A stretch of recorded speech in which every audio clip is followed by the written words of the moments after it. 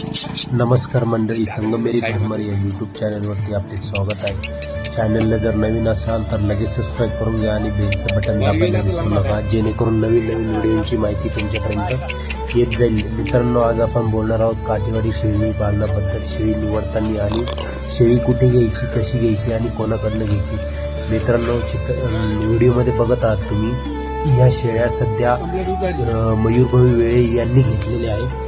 सध्या यांची काठेवाडी शेळ्यांची खरेदी गुजरातमधील भावनगर जंगल, जुनागड परिसर आणि काठेवाडी या परिसरामध्ये सुरू आहे।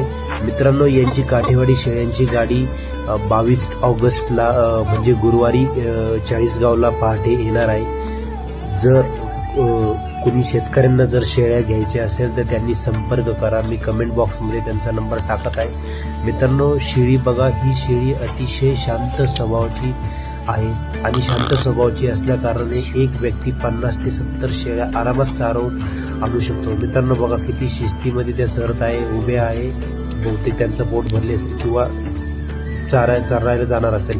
मित्रांनो, ह्या शेळ्यांची आता खरेदी झालेली आहे तिकडे, ही भावनगर जंगलची खरेदी आहे। त्यांच्या शिंगाला बघा लाल कलरचा डाग दिला जातो। मित्रांनो, तिकडे शेळ्यांची खरेदी झाल्यानंतर त्या शेळीच्या शिंगाला लाल कलरचा डाग दिला जातो, जेणेकरून त्या कळपातली आपल्या शेळ्या ओळखायला त्यांना प्रॉब्लेम